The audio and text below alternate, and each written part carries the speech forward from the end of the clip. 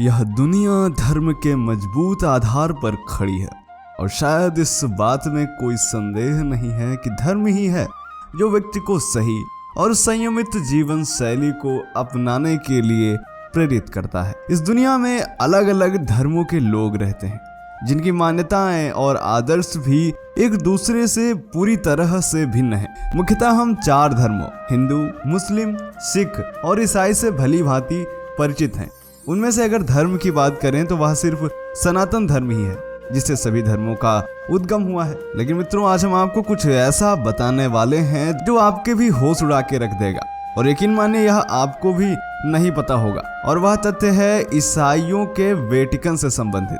जी हाँ, नमस्कार, मेरा नाम है धीरेन्द्र और आप देख रहे हैं दी साइंटिफिक हिंदू। मित्रों, ईसाइयों की प्रमुख धर्मस्थली जिसे वेटिकन कहा जाता है, यह रोम का प्रमुख शहर है। मित्रों, अगर हम वेटिकन की बात करें तो वेटिकन शब्द की उत्पत्ति हिंदी के वाटिका शब्द से हुई है।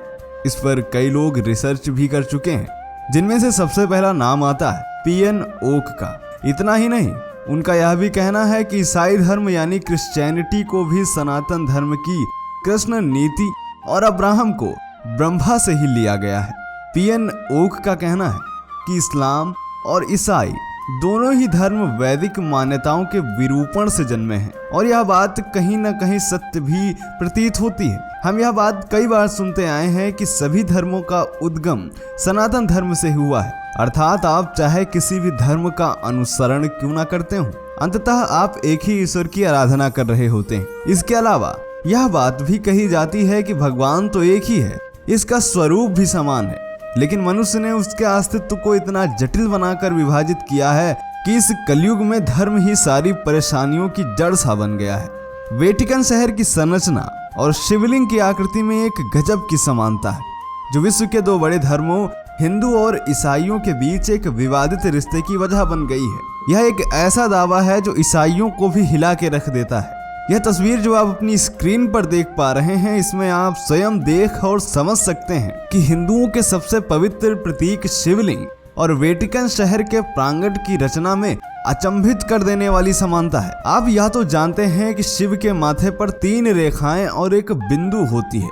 ये रेखाएं शिवलिंग पर भी समान रूप से अंकित होती हैं। यदि आप इस तस्वीर को ध्यान से देखेंगे तो आपको समझ आएगा कि जिन 3 रेखाओं और एक बिंदु का जिक्र हम कर रहे हैं वह पियाजा सैन पिएट्रो के रूप में वेटिकन शहर के डिजाइन में पूरी तरह से समाहित दिख रहा है। इतिहासकार पीएन ओक ने इस पर काफी गहन शोध किया। वेटिकन शब्द देववाणी संस्कृत के वाटिका शब्द से लिया गया है। यह भी माना जाता है कि ईसाई धर्म के उद्भव से बहुत पहले ही वेटिकन यानी कि वैदिक केंद्र जैसे शब्द का अस्तित्व था और यह हिंदुओं की प्रमुख धर्मस्थली में से एक था। अगर हम वेटिकन के इतिहास की बात करें तो रोम के वेटिकन शहर में खुदाई के दौरान भी एक शिवलिंग प्राप्त हुआ था जिसे ग्रिगोरियन एट्रुस्कैन म्यूजियम में रखा गया है। इतिहासकार पीएन ओक के अनुसार इस्लाम और ईसाई दोनों ही धर्म हिंदू धर्म के यौगिक हैं।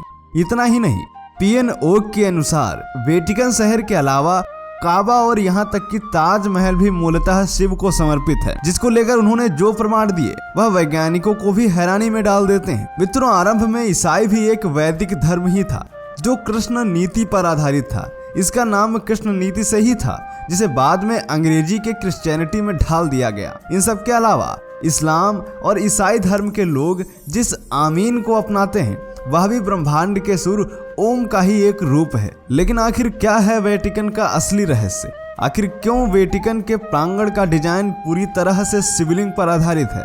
आखिर क्यों सैकड़ों वर्ष पूर्व खुदाई में एक शिवलिंग वेटिकन से प्राप्त हुआ? इसका सच क्या है और इसके विषय में आपकी क्या राय है? कमेंट करके बताएं। मिलते हैं आपसे अगले वीडियो में, तब तक के लिए जय हिंद, जय भारत, वंदे मातरम।